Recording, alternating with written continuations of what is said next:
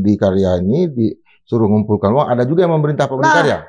Itu mungkin publik menganggap ini juga apa namanya ikan kecil ya, little fish gitu kan, bukan big fish, bukan kakap, teri gitu kan, cerek. Saya pernah OTT cuma 200 juta bang, itu bisa dapat 400 miliar loh bang, baik berupa aset maupun rekening. Jadi berkembang, jadi itu yang ditakuti sama orang-orang ini terhadap OTT. Jangan meremehkan OTT bang.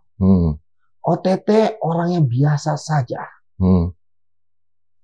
Itu bisa tiba-tiba jadi orang yang luar biasa. Munculnya nama Pak Budi Karya itu justru setelah dia nggak jadi menteri lagi. Ketakutan pasti ada loh bang. Ya. Apalagi kan tentu kan orang kan saya katakan kan ini nggak kaleng-kaleng ini mantan ini kan. Anak buah nggak akan berani korup kalau nggak atasannya korup bang. Ikan busuk dari mana bang? Iya. Dari kepala.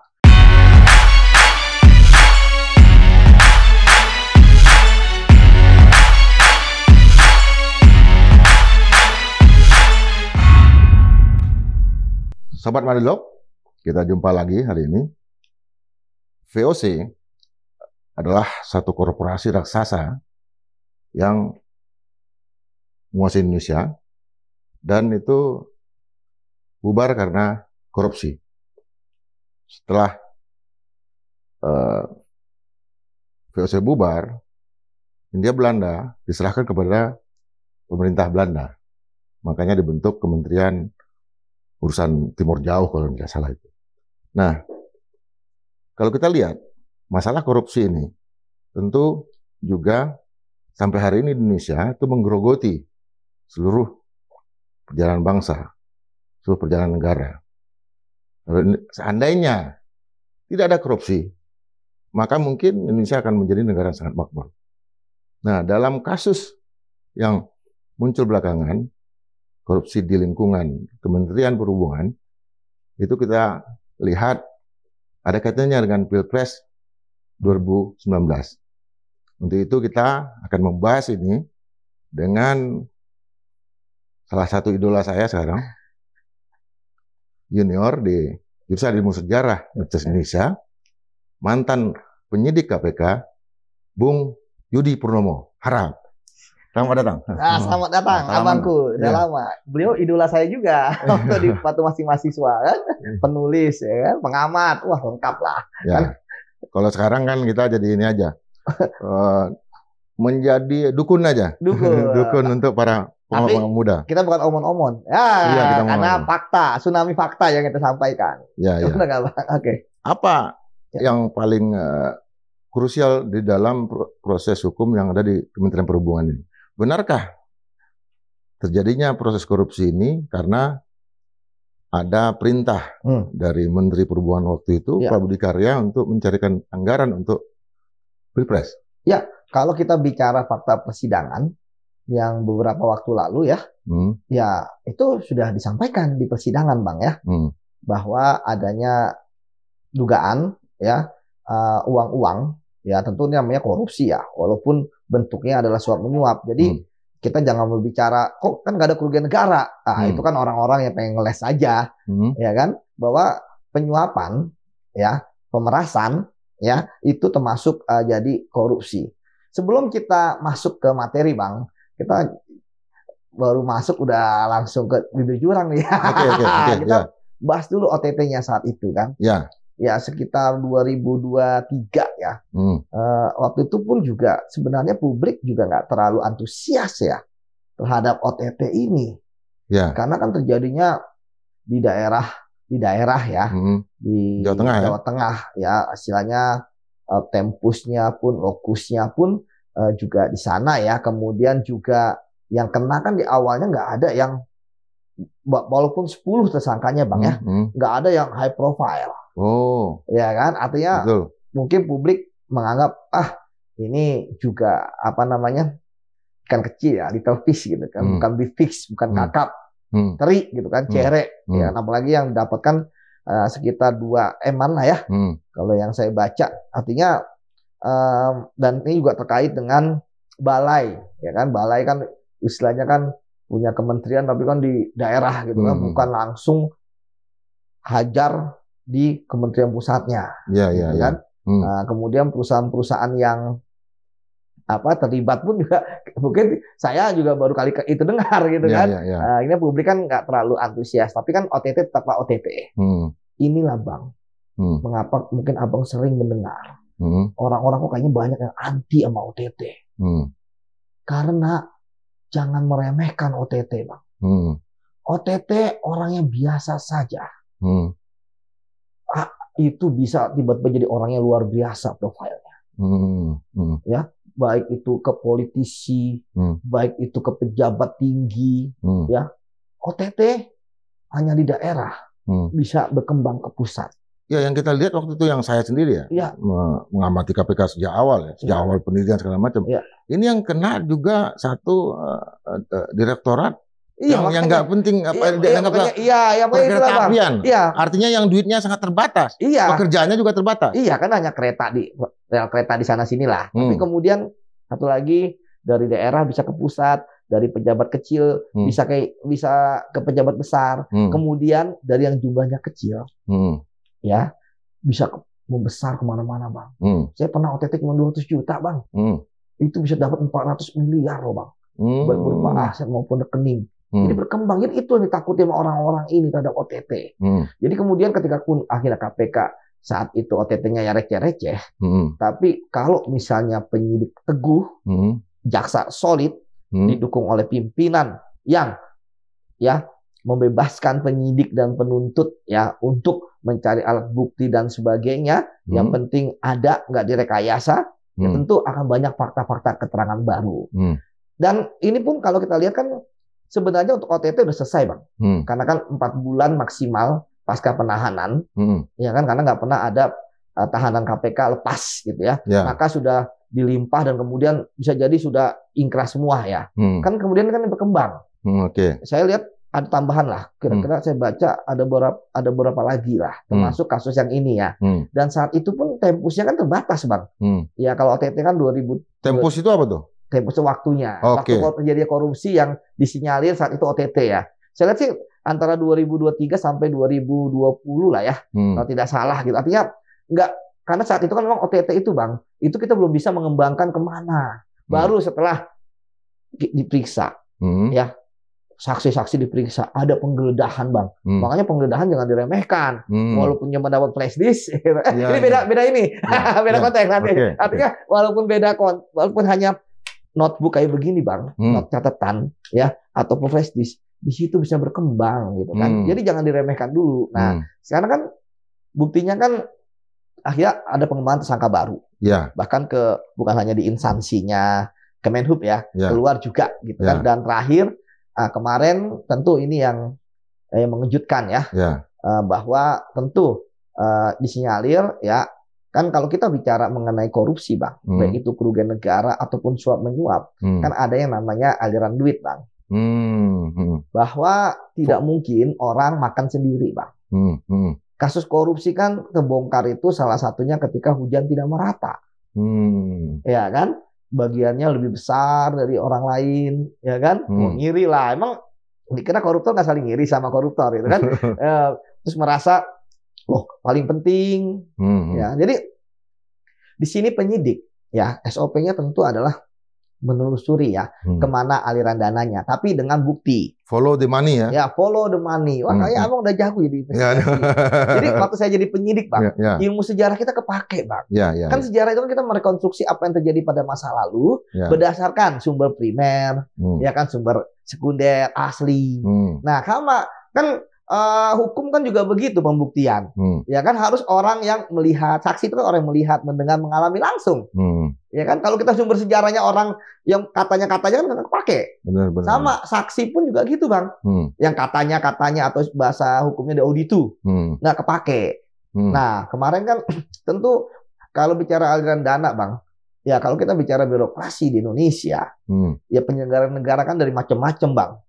Ya kan, ada yang memang karir, ya kan, birokrat murni ya, dari PNS ya, dia dari muda udah PNS sampai kemudian ketika tua dia menjadi pejabat, ya kan, mulai level direktur, deputi, atau yang memang dia politisi tapi karena menang pemilu, ya kan, dia kemudian di drop ya menjadi menteri. Wah, Ya kan, wakil menteri lah. Betul. Karena kan juga eselon 1 kan bisa diduduki ya, oleh non ASN Bang ya, tergantung kebijakan dari menterinya. Kemudian politisi jadi kepala daerah. Jadi kalau kita bicara secara umum dulu, sebenarnya hal yang biasa ketika aliran dana korupsi ya masuk ke misalnya acara-acara kegiatan-kegiatan yang berhubungan dengan partai, ya kan, dan itu beberapa kali kemarin kan, dan sudah dikembalikan, kan, karena kan memang ya belum, ya, orang kan tidak tahu sumbernya, tapi kan ya taunya adalah pejabatnya dia, pejabat di tempat itu adalah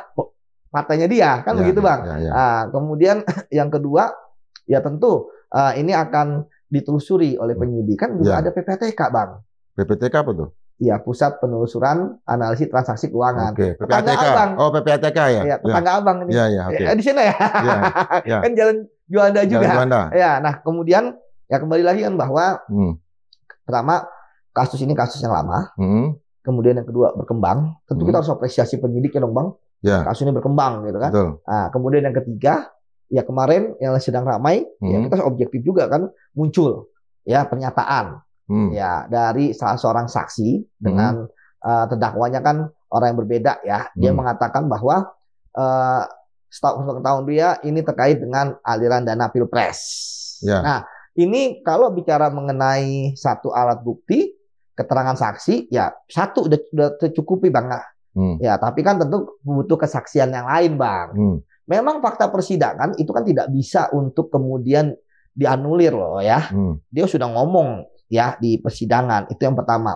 Kemudian yang kedua Bang, ketika orang berani ngomong di persidangan, tidak bisa dipungkiri kan itu kan pasti dilihat oleh orang banyak, ya media dan sebagainya. Kemudian butuh keberanian untuk ngomong, ya yang menurut saya sih dasar itu ya. Jadi ketika dia berani ngomong seperti itu, ya tentu dia sudah mempunyai dasar ya tentu, dan kebanyakan juga ketika orang sudah bicara di persidangan, itu biasanya mereka sudah bicara di BAP-nya, Bang. Kan? Sebenarnya di BAP-nya bisa jadi sudah ada. Ya kan? Di persidangan jarang itu konfirmasi ke hakim ya? Iya, konfirmasi hakim biasanya kan. Hakim kan juga dapat BAP. Ya kan? Dikonfirmasi ke hakim. Jadi jarang yang tiba-tiba muncul ide sendiri. Wah, dia ngomong ini kan. Jarang lah. Tapi ada juga yang membantah BAP-nya sendiri. Ya, wah sering Bang. Ya, sering ya. Saya waktu itu ditekan penyidik, kan itu biasa. Ya kan, tapi kan penyidik Bang di KPK itu kan kayak begini Bang. Mereka ada kamera ke Abang, sebagai penyidik ya, Abang saksi. Ada kamera juga ke saya. Orang begini aja bunyi. Dan dia merekam bukan hanya gambar kita Bang, suara juga. Pernah ada kasus yang ada yang mencabut, kemudian kita memberikan bukti-bukti nggak ada tekanan, akhirnya kita tersangkakan dengan keterangan. Nah, kembali lagi Bang, apa keterangan yang tidak benar. Ya, kembali lagi ke tadi Bang, ini kan sudah ada keterangan. Ya tentu ini harus dibuktikan, karena kan dia mengatakan seperti itu kan masih karena katanya kan. Ya pertama perkataan temannya, ya yang waktu itu sempat ke luar negeri. Ya kan, diperintah ke luar negeri, itu menarik tuh. KPK kan OTT-nya 2023, tahu dari mana? Ya kan sedang dipantau KPK. Ini misalnya gue telusuri Bang. Nah, apakah ada bocor? Ya kan saat itu, ya kan itu pertama. Oke. Kemudian dia yang ditunjuk oleh menteri saat itu kan, untuk kemudian bahasa kita kolekkan kalau zaman dulu ya, mengumpulkan uang-uang. Itu aja udah korupsi gitu kan nggak boleh kontraktor itu ngasih duit kan. Nah itu udah satu perbuatan korupsi sudah ada. Apalagi kan dia juga ternyata menerima saksi ini betul. Dan kemudian dia juga menerima untuk dirinya sendiri untuk kebutuhan itu. Nah sekarang kan putus di situ Bang. Ya kan? Ini putus di situ. Ini kan di dalam fakta dikatakan bahwa Direktur Prasarana Kemenhub Zamrides mendapat tugas dari Menhub Budi Karya untuk mengumpulkan uang sekitar 5,5 miliar. Cocok. Nah, itu kata Danto yang waktu itu mendapat sebagai Direktur Lalu Lintas Kereta Api. Betul. Nah Zamrides ini yang kemudian disuruh ke luar negeri. Yang Zamrides kan keluar negeri digantikan oleh dia. Berarti kita harus memperkuat dua fakta di situ, Bang. Fakta dari Zamrides, ya kan? Kemudian fakta dari Pak Budi, Pak Budi Danto, Pak Menteri Menhub Menhub dan Danto sendiri, sehingga diperoleh keterangan yang secara lebih objektif. Dan tentu uangnya itu Bang, yang 5,5 ya itu kan tentu akan dirinci oleh penyidik, Bang ya. Kalau saya penyidiknya akan saya rinci, Bang. Kemana alirannya? Ya, berapa yang untuk A, untuk B, untuk C. Termasuk perkataannya yang bersangkutan. Karena bagi saya, Bang, ketika walaupun ya istilahnya benar atau tidak yang dikatakan di persidangan, penyidik wajib untuk menelusuri. Itu yang pertama. Kemudian yang kedua, hakim pun juga punya peran penting loh untuk meminta kepada jaksa menghadirkan ya orang-orang yang terkait dengan itu. Ya si Jamrit ya kemudian satu lagi Pak Budi gitu kan. Jadi saya pikir sekarang kuncinya di dua orang itu, Bang. Plus tentu penyidik yang saya katakan ya seharusnya sudah bisa menelusuri ya kemana saja uang yang diterima oleh si siapa namanya tadi Danto ya. Danto itu kemana saja. Jadi menurut saya kasus ini simpel, Bang. Apakah benar ya sekarang? Nah, apakah ini kemudian Pak Jokowi mengetahui atau tidak kan tentu kita belum bisa melangkah sejauh itu kan, Bang? Ya agak panjang nih. Panjang betul kan makanya. Pak Jokowi presiden. Ya. Menterinya Budi Karya. Ya. Nah di bawah dia eselon 1. Ya. Ada eselon 1. Ini eselon 2 nih. Eselon 1 berarti ada dirjennya. Ya, ada dirjennya. Nah, ini kayak eselon 2 ini. Betul, ini kan direktur kan? Ya, dia direktur apa? Ada sini direktur, Danto direktur. Nah, yang sedang menjadi tersangka terdakwanya kan PPK-nya nih. Betul, dia masuk bawah lagi. Yofi Okat Riza. Nah, Yofi ini kan eselon 3. Kalau saya lihat, Bang, dia adalah yang namanya money gathering. Apa namanya? Pengumpul uang. Kan nggak jarang, Bang, langsung eselon 2, eselon 1, menteri gitu kan, yang terima duit. Perlu ada layering namanya, Bang. Layering, ya. Nah, saya duga dia kan layering udah jadi tersangka ya, duit banyak gitu ya. Nah, bisa jadi ya tadi kalau saya katakan kalau kasus ini mau benar, ya misalnya si Yopi pun juga harus mengatakan yang sebenarnya. Ya kan tahu nggak dia untuk apa? Tapi kan pesimis, Bang. Ya pasti dia akan mengatakan ya karena kan korupsi itu, Bang, butuh keterangan saksi, Bang. Ya kan? Yang tahu kan hanya segelintir orang di antara mereka. Kalau misalnya Yopi mengatakan, yang penting saya ngasih duit. Waduh, agak berat. Benar nggak, Bang? Iya. Yang ngasih berat. Sementara yang kalau misalnya kemudian si Jamri ini itu kemudian juga menutup, ya kan? Berat juga. Nggak pernah tuh ada dari menteri. Apalagi menteri. Ya mengatakan nggak ada tuh. Saya nggak pernah memerintahkan. Yang menarik begini, ada markup, ada lagi markup. Danto tugasnya cuma minta ke Dovi ini, kan cuma 600 juta. Betul. 600 juta. Tapi 600 juta untuk bagian yang di-store untuk Pilpres, tapi dia juga nerima 595 juta untuk dirinya pribadi. Danto kan? Iya. Artinya hampir 2 kali lipat. Betul. 2 kali lipat. Nah, yang lebih menarik lagi adalah Yofi-nya tugas untuk nyari anggaran di direktorat itu cuma 5,5 miliar. Tapi dia sendiri ngumpulkan 55,6 miliar. Yofi sendirian ini PPK-nya. Ini berarti markup dia sampai 10 kali lipat. Betul. Daripada yang anggaran yang dicari di direktorat dia. Ini benar nggak fenomena gunung es itu ada? Biasa, Bang. Jadi orang misalnya sudah ngumpulin 1 M, ya kan, diambil 4 M. Jadi kan gitu, ya, dikasih tapi nyok lebih banyak. Karena yang nyuruh Pak Menteri. Nah ini kan belum. Iya, belum tentu ya. Belum tentu juga. Makanya saya katakan. Lewat level mana ya? Ya, bahwa kalau untuk level ini peran Menteri krusial. Karena tadi saya katakan ini kan keterangan saksi. Nah kita harap, apalagi ini kasusnya 2019. Kita harap KPK punya bukti lain selain keterangan saksi, Bang. Oke. Selain. Misalnya, apakah ada penyadapan saat itu? Ya, kalau ada itu selesai. Mau ngomong apa orang-orang ini nggak ada. Tapi kalau penyadapan membuktikan ada, selesai. Minimal ke yang di OTT.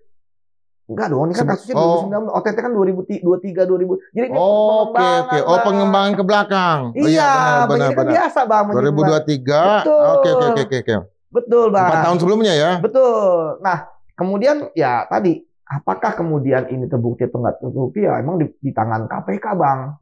Jujur, ya kan? Karena saya katakan, kita harus fair ya, bahwa ini baru satu keterangan saksi, tapi udah jadi fakta persidangan. Ya, kalau misalnya ini kemudian apakah ini benar atau tidak benar, ya maka KPK tentu wajib untuk menelusuri. Ya, panggil kembali. Minimal kan pihak-pihak yang terlibat ini kan diperkuat keterangannya si Danto, ya kan? Kemudian si Yopi, kemudian si Jamrites dan Pak Menteri. Ya kan udah disebut namanya di situ kan, nggak mungkin nggak dipanggil. Entah itu, saya nggak tahu di KPK ada penyidikan lagi nggak Bang ya? Kalau penyidikan lagi kan bisa untuk memperkuat itu ya. Atau di persidangan. Tapi kalau persidangan agak berat Bang ya, karena persidangan waktunya singkat. Biasanya ya kan? Bagaimana tuh? Biasanya gimana? Biasanya kalau ada penyidikan baru, ya itu lebih enak. Bisa lakukan penggeledahan, ya bisa memeriksa saksi-saksi secara lebih lama kan. Ya kalau di sidang kan nggak mungkin lama-lama Bang. Orang kadang-kadang saya mem-BAP 5 hari atau 5 kali BAP gitu kan. Di persidangan cuma ditanya setengah jam juga nggak ada, karena udah enak kan. Ya misalnya pindah nih ke yang biar masyarakat lebih tahu nih apa ke yang kasusnya Hasto, kan ada pemanggilan baru tuh. Ya, itu makanya. Itu penyidikan baru atau gimana? Ya kalau yang Pak Hasto kan dia ada penyidikan baru terhadap Pak Hasto, 2 sprindik, ada sama penyidikannya Harun Masiku. Ada yang baru ya? Baru. Berarti ada proses kayak gitu. Ini kita enggak belum tahu nih. Ini kita nggak tahu. Belum tahu kan, KPK belum menyampaikan. Saya belum ada yang baru. Ini kan udah dilimpah. Tapi saya katakan tadi Bang, kalau ini udah jadi fakta persidangan, alangkah bijaknya KPK menelusuri. Walaupun kemarin saya juga mendengar dari jubir KPK ya mengatakan itu sudah masuk materi gitu ya. Tapi ya kan masuk materi kan, jadi dia nggak akan menanggapi materi. Tapi bagi saya kan sebenarnya normatif aja bahwa akan telusuri kan sebenarnya lebih bagus gitu kan dibandingkan dengan masuk materi, karena kan ini sudah jadi fakta persidangan. Ya kan, keterangan dia. Jadi sekarang yang harus telusuri oleh penyidik KPK ya, itu benarkah pernyataan atau statement dari si Danto ini. Ya, dengan tadi Bang, kalau kesaksian pasti akan sulit Bang, jujur. Pasti akan bantah semua apa yang diomongkan oleh Danto. Saya udah kan pengalaman di KPK juga, saya menjadi KPK udah 15 tahun Bang. Ini agak sulit, kecuali memang kita nggak tahu nih proses penyidikan di KPK kayak apa. Penyidik jangan-jangan udah punya juga. Bisa juga. Ya kan? Kan tadi saya katakan, kalau ini sudah ada di BAP, ya kan? Bisa juga mereka juga udah menelusuri gitu kan, tapi kita nggak paham. Kalau nggak salah Pak Budi pernah diperiksa ya, kasusnya lupa gitu kan, atau nggak, tapi ya sudahlah gitu kan. Setidaknya kalau untuk sekarang ada pengakuan baru ini, ya harus diperiksa dia.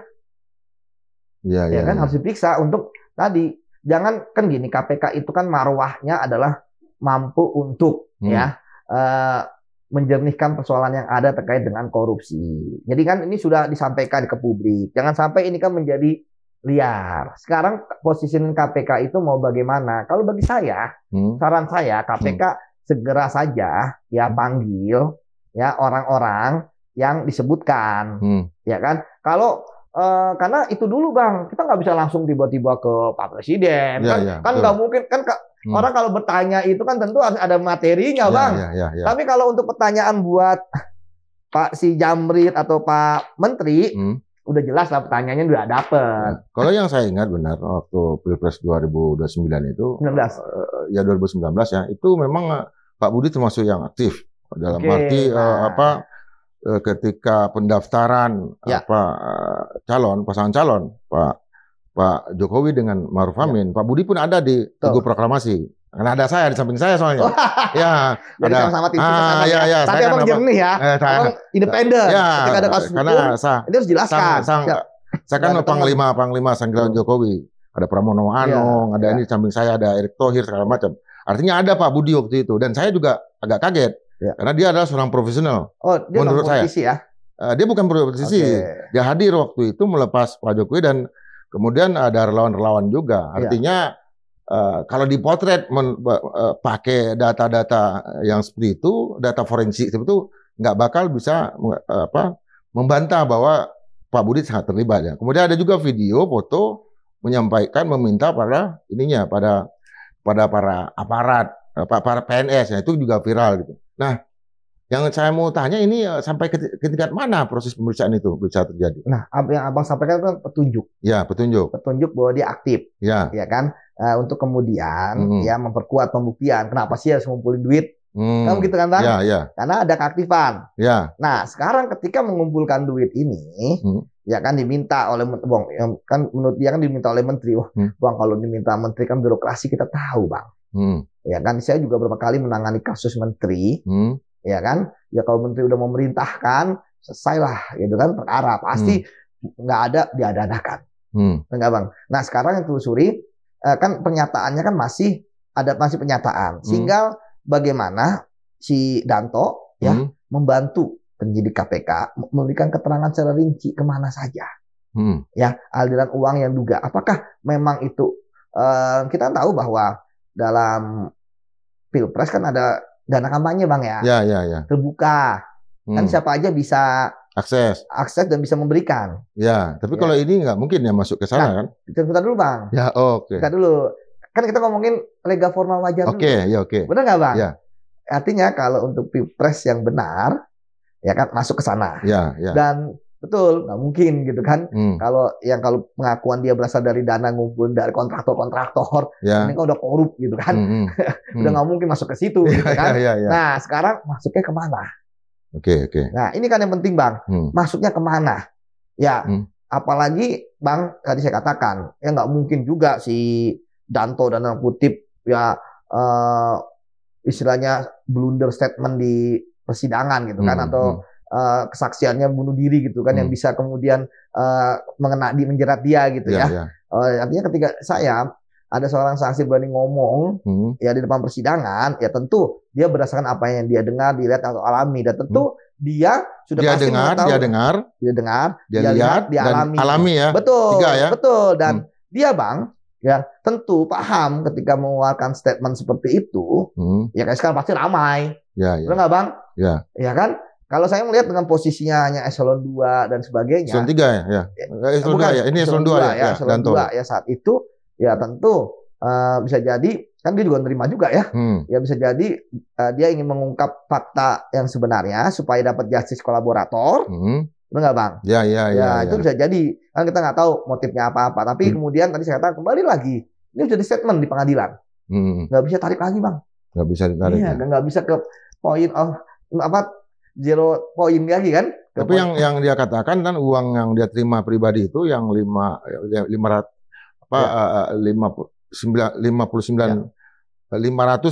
juta itu dia udah kembalikan ke KPK. Itu kan udah. Itu biasa. Artinya yang dia terima udah dia nikmati. Memang harus dikembalikan. Kalau enggak bisa dirampas hartanya. Artinya itu kan bisa memperkuat fakta yang dia sampaikan. Betul Bang, memperkuat bahwa dia mengaku menerima. Ya kan, dia juga mengembalikan. Betul, memperkuat betul. Kan jadi petunjuk kan bahwa dia juga udah mengakui masalah yang terima sama dia. Padahal itu lebih berbahaya karena kena ke dia. Pengembalian uang hasil korupsi kan tidak memutus pidana Bang. Nah itu dia. Jadi bisa jadi dia ya kalau udah kembalikan ya mungkin step lagi si Danto ini ya bisa jadi tersangka gitu kan. Tapi kalau saya lihat mungkin dia mau jadi justice kolaborator dengan membongkar ini. Tetapi kan sekarang seberapa kuat ya strong message yang disampaikan oleh dia ini. Benar nggak? Iya betul. Betul kan? Karena kan memang dia kan disumpah juga kan di pengadilan. Nah ini katakan ini kan bisa bermata dua buat dia. Ya satu sisi dia mungkin merasa pernyataannya benar kan, dia tadi kembali lagi melihat, mendengar, mengalami kan di persidangan dan sebagainya, atau kemudian yang kedua ya bisa menjerat dia, pasti akan ada tuduhan sumpah palsu lah dan sebagainya. Makanya disitulah Bang, saya ketika di KPK ya tentu saya akan melindungi saksi yang seperti ini ya. Ya masalah nanti Bang, apakah kemudian terbukti atau tidak terbukti kan tentu prosesnya masih panjang. Tapi ketika ada orang yang berani bersuara seperti ini, jangan diabaikan. Benar nggak Bang? Oke. Sampai pengalaman Yudi selama ini, kalau ada perintah dari orang kuat, katakanlah menteri kepada bawahannya itu perintah itu dalam untuk membuktikan apakah lisan, rekaman atau apa, itu dalam bentuk apa? Macam-macam Bang. Makanya minimal butuh dua alat bukti ya. Kemudian ya tadi saya katakan ya, berharap KPK punya hasil rekaman. Ya sejauh ini pengalaman Yudi ada nggak? Ada beberapa kasus yang mirip kayak gini. Ada beberapa kasus ya. Nah, itu kan dibuktikan dengan keterangan saksi yang lain. Oke. Saya nggak tahu nih. Ini kan dia nih yang ngomong. Kan persidangan masih panjang. Oh iya benar. Iya kan? Keterangan masih panjang, tersangka aja kan belum diperiksa. Saya nggak bisa jadi ada ahli saksi-saksi yang lain. Saksi ahli juga. Saksi ahli juga. Tapi kalau ahli kan biasanya nggak terlalu ini bang terkait dengan ini ya, karena kan mereka hanya sistem hukum pidananya aja. Tapi ya kita nggak tahu nih, apakah Danto ya ada yang saksi lain bisa memperkuat dia. Misalnya, ya tadi saya katakan dia memerintahkan anak buahnya, tolong dong geser ke sana atas perintah menteri misalnya. Itu kan bisa juga.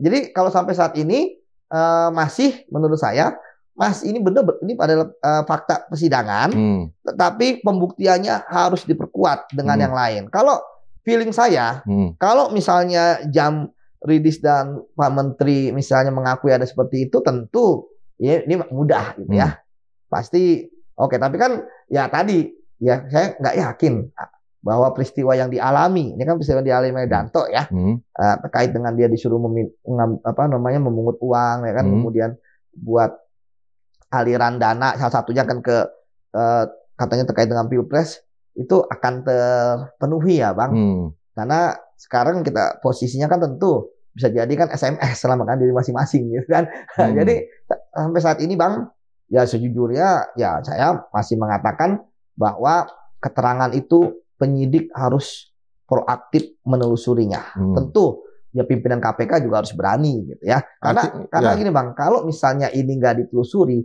ini akan jadi bola liar yang akan kemana-mana. Karena bagi saya pun sebenarnya tadi saya katakan uang hasil misalnya korupsi mengalir misalnya ke tadi ya hal-hal terkait dengan pembiayaan A, B, C, D yang di luar formal. Saya pikir itu kan sering juga kita lakukan gitu kan, telusuri, Mas. Tapi sekali lagi ini penting untuk menelusuri supaya apa? Supaya apakah benar ada fakta tersebut atau tidak. Seperti itu, Bang. Artinya apa?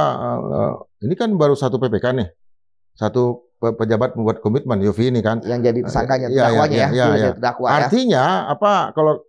Kalau penyidik bisa kan dihadirkan PPK yang lain untuk mengkonfirmasi. Kalau saya lihat, Bang, ini putus, Bang. Oh, putus ya. Mereka. Kan tadi boleh bilang menteri. Ada pengalaman ya kan, dua kan putus. Terdakwa bisa jadi dia hanya lu kumpulin dah, pokoknya buat gua. Ya kan? Nggak tahu. Tapi menteri memerintahkan pada ini gitu kan. Ya tentu bisa jadi langsung gitu ya. Karena kan sama pejabat. Dalam pengalaman saya kasus korupsi, Bang. Ya itu mereka memang need not to know policy. Not to know policy. Ya, artinya pengetahuan lu cukup di situ. Karena supaya tadi putus. Ya kan para pelaku korupsi kan bukan anak kemarin sore, Pak. Bukan bos yesterday afternoon. Itu ya mereka sudah belajar. Semakin banyak yang tahu, semakin tongol. Nah, tadi saya katakan ada kasus misalnya saya menangani kasus perkara besar, ya menerima misalnya jam tangan mewah, ya kan? Keterangan saksinya nggak banyak, tapi kita bisa menelusuri apa? Telusuri jam tangan itu kemana aja. Pernah dipakai oleh dia atau enggak? Ya kan? Bahkan kalaupun harus pergi ke luar negeri untuk mengkonfirmasi, pergi tempat di mana mau servis lah, mau jual beli lah, ya kan? Jadi itu Bang, butuh ada seperti itu. Makanya sekarang udah ada satu saksi dan udah jadi fakta persidangan. Sekarang telusuri kemana aliran uangnya itu secara jelas. Kan enggak, jangan si Mas Pak Danto ini juga jangan ngomong ke aliran ini, tapi kan dia harus membuktikan alirannya. Oh ya, saat itu sejumlah uang ini ditransfer ke siapa? Atau dibawa tunai kemana? Bisa ketemuan di pom bensin kah? Ya kan? Di rest area tol kah? Tapi setidaknya dia harus sampai seteknis itu, Bang. Ya di mana bahwa orang-orang yang menerima uang ini bahasanya one behalf. Ada sepengetahuan dari, ya kalau dia mengatakan kan dia diperintah sama menteri ya, harus seperti itu. Ya kan? Nah, sehingga nanti penyidik bisa melakukan pemeriksaan kah, bisa kemudian melakukan penggeledahan di tempat-tempat yang diduga dia menyetorkan uang, seperti itu, Bang. Ya, karena memang sekali lagi ya kan juga ada, bisa juga misalnya jual nama kan juga bisa juga, Bang, gitu kan. Jual nama ya. Iya, bisa juga. Misalnya kita banyak kemungkinan kan, Bang. Ya, jual nama ini buat Pilpres padahal enggak. Ya kan? Jadi kita memang harus dengan istilahnya bukti yang kalau saya mengatakan ini nggak sumir ya, bukti yang masih minim, itu bisa ada 3 hipotesis, ya kan. Nah sekarang kan yang paling penting adalah bagaimana penyidik mampu untuk dengan fakta yang seperti ini menelusuri secara detail, ya kan, secara masif dan berani. seperti itu. Apakah ini juga menunjukkan bahwa secara psikologi politik ya, artinya munculnya nama Pak Budi Karya itu justru setelah dia nggak jadi menteri lagi. Karena keberanian ini muncul setelah itu, atau kesaksian ini muncul setelah itu, atau bisa jadi? Kenapa? Bisa jadi, Bang. Karena kan, ya Bang, kan saya katakan birokrasi, Bang. Ya, saya pernah menangani kasus korupsi juga seperti itu. Awalnya nutup semua, Bang. Bah, Abang kita bukti udah di tempat mata lu kan yang kemari gitu kan. Nutup. Ya kan? Ya. Ya, tapi kemudian ketika ditahan, kemudian ketika sudah buka semua. Iya benar Pak, kan ketakutan pasti ada loh Bang. Ya. Apalagi kan tentu kan orang kan saya katakan kan ini nggak kaleng-kaleng ini mantan ini kan, benar nggak? Ya. Ya kan? Ya tentu semua ada resikonya. Ya. Kan mereka juga bukan orang bodoh, nggak mungkin orang jadi pejabat eselon 2 dan berani untuk korup. Ya kan ini berani semua, nerima duit kayak begitu kan berani semua Bang. Karena ada yang melindungi gitu kan? Nggak kaleng-kaleng. Ya ketika mereka membuka, ya itu bagi saya suatu hal yang wajar. Ya, apalagi kalau misalnya sudah mantan ya. Makanya saya pikir ini bukan masalah kok ketika berkuasa tidak tangani. Karena memang itulah peliknya korupsi, Bang. Korupsi ini kan melibatkan orang punya power, punya kuasa. Saksi-saksi ini kan, siapalah mereka kan? Mau ngomong aja udah bagus, Bang. Ya kan? Ya, kan mereka juga tentu akan ketika, ya kayak saya dan Abang ini kan tentu mereka nanti akan menjaga pernyataan-pernyataan atau jawaban-jawaban ke penyidik, ya akan menjerat mereka kan begitu, betul, ya kan? Karena kan bukan orang bodoh saya katakan. Nah sekarang ketika sudah terbuka, ya buka dong. Toh ini kan intinya ya kan kalau saya ngelihat ya kan bisa jadi kan nggak para kandidat capres kan nggak tahu juga ini digunakan buat apa, kan banyak kok seluruh Indonesia. Tim suksesnya banyak, kayak Abang kan juga tim sukses juga kan? Ya kan? Nah, saya bukan tim sukses. Oh ya. Nah, saya tim penjaga aja. Tim penjaga ya kayak penjaga Abang. Moral politik saya. Nah, tim penjaga kan bisa jadi banyak, Bang. Jadi saya katakan, tapi clear untuk kasus korupsi bisa dilokalisir di situ gitu ya. Bahwa saya yakin penyidik harus pertanggungjawaban dari Pak Budi terkait dengan kejadian seperti ini harus dimintai pertanggungjawabannya. Itu dulu. Ya, yang menarik ada sempalan juga dalam tanda kutip pernyataannya bahwa Biro Umum Kemenhub itu diminta untuk urunan 1 miliar untuk kunjungan Pak Menteri ke Sulawesi. Pernyataan itu juga jadi fakta persidangan. Artinya apa? Yang saya lihat di luar masalah dia ada juga pernyataan yang lain yang memperbesar arus tekanan kepada Pak Budi Karya. Betul, Bang. Kalau kita bicara mengenai walaupun dia tidak menikmati uang, kan nggak harus menikmati uang, Bang. Fasilitas juga dinikmati. Dan ingat loh, kan ada yang namanya APBN, ada yang namanya perjalanan dinas. Logik nggak pakai pesawat ke sana. Ya kan menteri kan nggak ada SBU-nya nyewa pesawat. Tahu saya nggak ada, Bang ya. Pesawat pribadi 1M gitu ya. Iya kan? Karena terlalu banyak gitu kan. Nah, tentu kan itu tadi uangnya iuran dari mana? Ya kan, nah itu kan harusnya udah bisa itu sendiri. Benar Bang, bahwa ada lagi fakta persidangan banyak tuh, maksudnya juga itu ya terus oleh penyidik, kan apakah mengetahui? Pasti itu juga akan ditanyakan oleh penyidik materinya. Termasuk tadi bisa jadi pesawat yang disewa itu, pihak ketiga juga. Pihak ketiga periksa waktu siapa yang menyewa, bagaimana. Manifestnya siapa aja. Manifest itu bisa dilacak itu. Kan saya pengalaman Bang. Ya terbang dari mana? Halim misalnya. Misalkan pesawat pribadi banyak dari Halim. Ya kan. Kemudian pilotnya siapa? Itu lebih mudah ditelusuri ya. Mudah. Karena itu ada di dalam data. Ada. Jadi ya kita harap sebenarnya kasus ini tuntas. Bukan hanya misalnya persoalan politik, tapi juga persoalan hukum. Ya bahwa tentu perbuatan ini kan sistemnya kan dari bawah ya. Kan KPK dari bawah dulu baru ke atas nih kan. Kan kita mulai dari ujung sana daerah. Ya kan sekarang mulai ke PPK. PPK kemudian ada saksi sekarang udah mulai pejabat. Ya kan sudah membalikan. Kalau udah membalikan kan tentu ya berarti dia sudah mengakui menerima. Ya kan? Bahkan udah menikmati. Walaupun kadang-kadang saya protes juga. Ya, gimana orang terima uang 500 juta di tahun 2019, masa ngembalin 2024 500 juta. Kan inflasi sudah ada, tapi ya begitulah masih hukumnya gitu kan. Ya. Terus apa, oke lah, sudahlah. Yang penting kan satu fakta sudah ada. Ya. Ya kan, bisa jadi satu calon tersangka pun udah ada. Ya, ya kan. Nah, sekarang tinggal ke yang lainnya. Tadi saya katakan, Bang, kasus ini ya kan sudah menarik perhatian publik. Ya kan.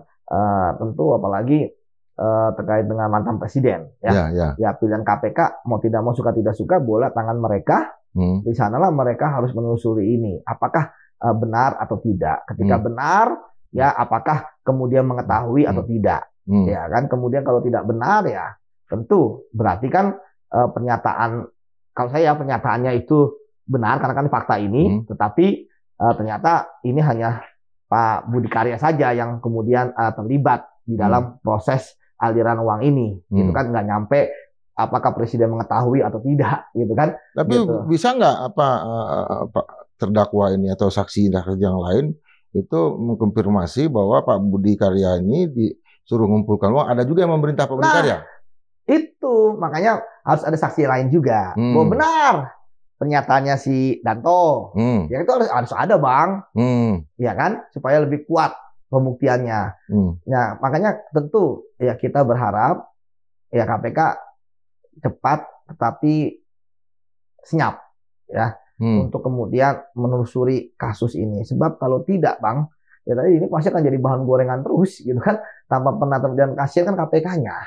Ya, penegakan hukum, keadilan, profesionalisme ya tentu akan dipertanyakan. Budi Karya karena disebut kayak gini, bisa nggak dia masuk ke persoalan kayak gini, membantah kah atau dia? Oh, bisa, bantah kan tadi katakan, ya atau, bisa lah. Atau dia melakukan proses hukum juga? Ya, kalau saya melihat seperti ini, ya kalau KPK nggak punya saksi yang lain, gampang membantahnya.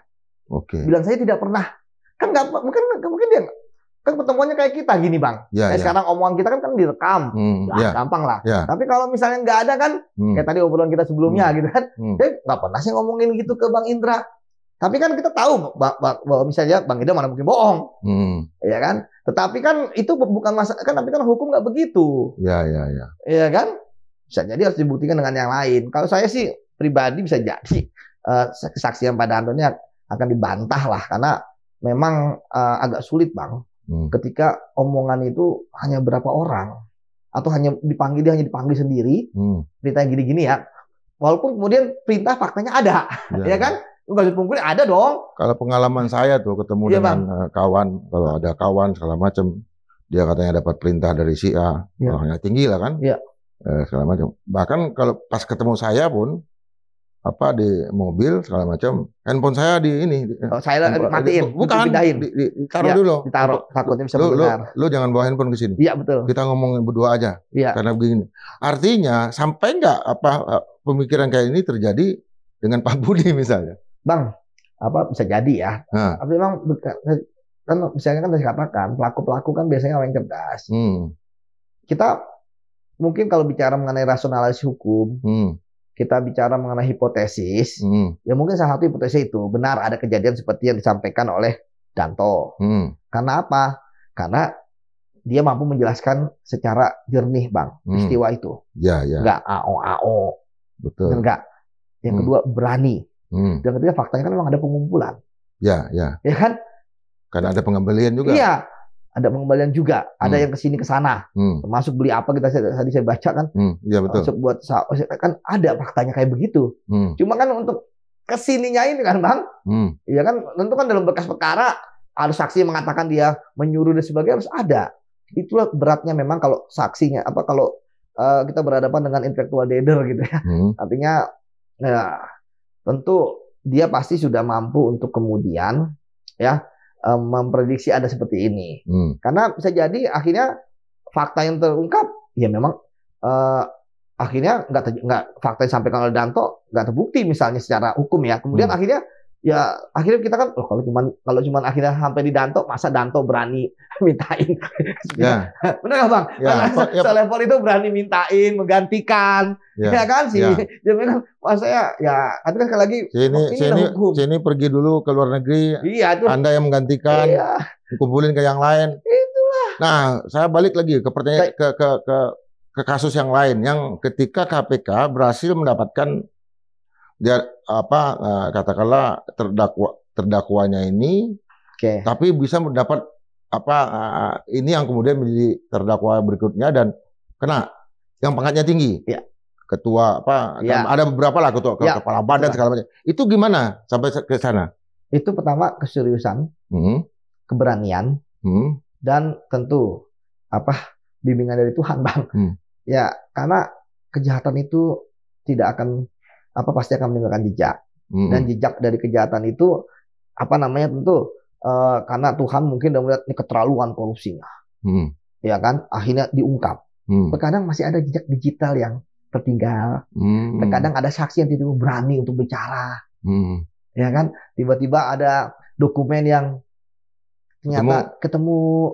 Kadang-kadang seperti itu, Bang. Pernah saya misalnya menggeledah mobil. Ini kejadian 2015, kejadian 2012. Masih ada di mobilnya kertas lembar untuk ini segini, ini ada kodenya warna-warna misalnya ataupun A B C D gitu ya. Sudah 3 tahun ya? Sudah 3 tahun masih ternyata begitu telusuri dan ada nama money changernya, begitu telusuri ternyata benar ditulis ditambah dengan fakta-fakta yang lain. Jadi petunjuk itu pasti ada, Bang. Ini kan sudah ada punya satu petunjuk nih. Ya bismillah, ya kan, bisa terbongkar. Ya karena tadi saya katakan sekali lagi, Bang, bahwa terkadang penyidik itu ya memang sudah giat, sudah tapi kayaknya kok nggak dapat ya. Tapi akhirnya ketika misalnya mereka sudah dalam tahap, waduh nggak dapat, ada aja dapatnya. Kayak misalnya OTT gitu kan, udah lewat nih, mobilnya udah nggak keburu gitu kan. Misalnya yaudah kita istirahat dulu gitu kan. Begitu selesai istirahat mobilnya muncul lagi. Ya. Memang Bang itu mungkin di luar nalar ya, tapi itu kejadian Gubernur Bengkulu kemarin kan. Kan udah jauh tuh. Udah jauh. Kemudian kan entah kenapa bisa ketemu ya kan? Padahal jalan cuma satu. Iya, kekejar. Ya, jalan besarnya kan. Iya, nah itu saya kayak begitu-gitu, Bang. Mungkin udah nyerah waktu itu kan. Penyidiknya, tapi akhirnya ketemu. Jadi memang ada yang kayak begitu. Nah, kita harap dalam kasus ini kan kita bukan mengincar orang ya. Karena asas praduga tidak bersalah tentu harus tetap dikedepankan. Tapi kita bicara fakta persidangan yang sudah ada.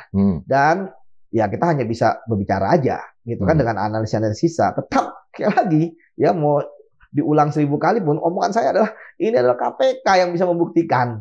Dan kita harap ya selama proses pembuktian KPK tersebut dengan pernyataan yang sudah ada di persidangan ini, yang dikatakan oleh saksi yang dia juga menerima uang gitu kan, itu tentu kita harapkan bisa mendapatkan hasil yang optimal, ya bisa terungkap karena kan sama kayak sejarah, si hukum pun juga gitu, Bang. Ada guci yang pecah, ya kan? Kita kemudian merangkai guci itu lagi supaya menjadi guci yang sama sebelum pecah atau setidaknya hampir sama. Supaya gambarnya kelihatan ya. Supaya gambarnya kelihatan. Kalau kan masih lukisannya apa? Gitu lukisannya apa? Seperti itu. Kan sejarah juga gitu. Kita merekonstruksi masa lalu, ya kan? Mosaik yang terpisah. Iya, mosaik terpisah, gitu kan? Kemudian kalau bedanya kan adalah kalau sejarah kita ada investasi, ya kan? Interpretasi berdasarkan bukti mereka. Kalau penyidik dia kan berdasarkan keyakinan dia. Oh, saya yakin kok berdasarkan bukti-bukti ini tersangka. Ya, keyakinan. Kalau penyidikan kan seperti itu. Dan kita harap bahwa dalam kasus ini yang tentu sudah viral di masyarakat, walaupun di ujung di Semarang ya, di Semarang kasus ini bukan di ibu kota ya sidangnya, setidaknya kasus ini bisa terungkap yang sebenarnya, tidak lain dari yang sebenarnya, sehingga keterangan-keterangan yang didapatkan ya benar-benar bahwa siapa yang bersalah, dia harus mempertanggungjawabkan perbuatannya. Oke. Berarti kalau melihat dari kasus ini, epicentrum korupsi itu tetap ada di Jakarta ya? Betul, Bang. Kan Jakarta kan adalah kunci birokrasi. Ya nggak tahu nanti kalau misalnya pindah gitu ya. Tapi kan di sini kan bos-bosnya di sini. Ya kan, kecuali epicentrumnya kepala daerah. Beda lagi memang, karena mereka lah gubernur, mereka lah bupati, wali kota kan beda. Tapi kalau terkait dengan kementerian dan sebagainya, dia ada di daerah dalam bentuk balai misalnya, ya tetap pimpinan di pusat lah yang akan menentukan, Bang. Anak buah nggak akan berani korup kalau nggak atasannya korup, Bang. Ikan busuk dari mana, Bang? Dari kepala. Kalau orangnya bersih, Bang, malu mereka. Ataupun kalau mau korupsi, Bang, mereka akan 1000 kali berpikir. Yang pertama, yang kedua akan 1000 kali bikin layering, lapisan. Kayak Lord Acton bilang kan, power tend to corrupt, dan corrupt absolutely. Betul. Artinya kekuasaan itu cenderung korup dan korupsinya absolut. Jadi, artinya dari atas sampai ke bawah. Betul, Bang. Jadi kalau saya bicara mengenai kasus korupsi ya, di berbagai macam pelatihan, seminar, yang menjadi narasumber, saya katakan bahwa rantai korupsi itu ya, corruption chain itu ya dari atas. Apalagi birokrasi di Indonesia, top down, Bang. Top down dalam memerintahkan manajemen kinerja. Ya top down juga dalam korup. Karena tadi saya katakan, Bang, bahwa itu nggak akan berani korup kalau atasannya dilihat tidak busuk. Atasannya tidak minta dua. Kan Bang, abang ada zaman dulu kan, saya belum lahir aja, abang sudah jadi aktivis gitu kan. Abang kan sudah bisa melihat bagaimana bawah nyetor ke atas nyetor lagi, ya kan, upeti. Kemudian dari atas turun 1000 sampai bawah tinggal 10 perak. Maksudku kan itulah, kan sama aja ini polanya, Bang. Artinya dari dulu Pak 1000 di atas, tapi sampai ke bawah 10. Nah, ketika ada perintah dari atas, dari sini 1000 diambil, ke atasnya 10. 10 sama dia juga. Balik ya. Betul. Ini kan sebenarnya kan penjahat sama penjahat. Dalam terminologi mafia, Bang. Ya. Tidak ada kehormatan di antara para penjahat. Benar nggak? Jadi emangnya lu ngakalin gua, tapi perintah tetap, Bang. Ya. Nggak mungkin penjahat kecil berani melawan penjahat besar. Dia akan mematuhi perintah walaupun dia ngentit dikit ya. Tapi dia akan tetap mematuhi. Karena apa? Kalau dia tidak mematuhi, kita tahu di birokrasi, dipindahkanlah. Ya kan? Kemudian digeser lah. Padahal, Bang, di birokrasi kan bagi orang yang ingin menjadi pejabatan itu kan segala-galanya, Bang. Kalau mereka cuma jadi ini dan sebagainya, padahal mereka adalah budak jabatan, wah selesai. Nggak dianggap orang. Kalau non job ya dari gaji aja. Ya, Abang kan udah punya banyak teman-teman pejabat sekarang. Ya, coba Abang tanya ke mereka. Dulu jadi pejabat berapa ketika lu ulang tahun karangan bunga, parcel atau apa? Pasti banyak, Bang. Coba sekarang WA aja nggak ada, Bang. Kalau saya WA mereka jawab. Oh, mereka jawab. Ya kan Abang masih ingat. Karena kan hubungan Abang bukan hubungan meeting of mind, bukan hubungan konflik of interest atau saling menguntungkan. Sekarang hampir dengan semua menteri malam-malam tuh. Tapi komunikasi akhirnya. Itu maksudnya hubungan Abang kan bukan kepentingan ketika menjabat. Hubungan Abang kan pertemanan, ya kan, circle, ya kan, termasuk ideologi. Termasuk mengkritisi biasanya. Ini ngapain nih? Ini kenapa? Jadi begitu, Bang. Jadi sekali lagi, tentu ini merupakan hal yang biasa, tetapi ya faktanya itu yang harus diperdalam. Kalau enggak, tentu ini hanya menjadi omongan dari ataupun keterangan dari Pak Danto di persidangan saja. Dan apalagi kan ya memang dia pun juga sudah tidak menjabat ya. Artinya tentu sekarang harusnya lebih mudah ya untuk memanggil ya kan, ataupun melakukan tindakan-tindakan penyidik lainnya. Pertanyaan terakhir nih. Dari kasus-kasus yang ditangani oleh KPK sekarang, kita kan tentu berharap KPK naik lagi. Betul. Pamornya baik lagi segala macam. Itu ada harapan itu ada yang ditangani oleh KPK sekarang dari Yudi. Dengan terpilihnya Pak Setiabudi ya sebagai Ketua KPK dan kita lihat bagaimana pertama kalinya mereka menetapkan tersangka adalah Pak Hasto yang kita tahu beliau merupakan sekjen partai terbesar di Indonesia, PDIP. Kita harapkan itu menjadi standar tinggi KPK setelah lebih banyak kontroversi, ancur-ancuran, aut-autan di masa Firly dan kawan-kawan, ya, untuk kemudian ya meraih kembali kepercayaan publik. Sebab tentu sekarang pro dan kontra masih ada. Karena apa? Karena ini kan warisan dari pancasila Firly tidak dipercaya oleh masyarakat, ya, sehingga kita lihat berbagai macam survei, ya kan, KPK malah di bawah penegak hukum yang lain. Nah, kita harap bahwa ini adalah standar. Ya tinggi yang dilakukan oleh KPK, sehingga berikutnya supaya tidak dituduh tebang pilih, dituduh politis, siapapun yang KPK sudah temukan alat bukti, mau dia orang penguasa, mau dia oposisi, mau dia koalisi, apalagi lingkar-lingkar, sikel-sikel, ya kekerabatan gitu kan dan lain sebagainya, ya beranilah untuk kemudian ya melakukan penindakan. Jangan kemudian akhirnya tercipta di masyarakat kok malah jadi transaksional politik dan lain sebagainya. Jadi kalau sudah kemudian temukan bukti dan sudah tersangka, selesaikan, tuntaskan sampai akhir. Oke, Mas Didi. Siap, Bang. Politik itu adalah area pertarungan. Karena salah satu fungsi partai politik itu adalah mempertemukan semua konflik, pendapat dan segala yang ada di masyarakat dan kemudian masuk ke politik, terang benderang. Nah, ketika kasus-kasus yang terjadi dengan katakanlah seperti di Kementerian Perhubungan ini menyebut nama Pak Budi Karya misalnya sebagai menteri, itu beliau bukanlah tokoh partai. Beliau adalah seorang profesional dan segala macam. Kita ingin melihat KPK dan persidangan-persidangan yang terjadi berikutnya itu kian terang benderang supaya tidak ada lagi manipulasi, tidak lagi pengatasnamaan untuk kepentingan politik dan segala macam. Padahal itu adalah tujuannya untuk diri pribadi. Dan kita tentu juga berharap Yudi Purnomo Harahap tetap bersinar dan hadir kembali di Madilo. Terima kasih. Sampai jumpa.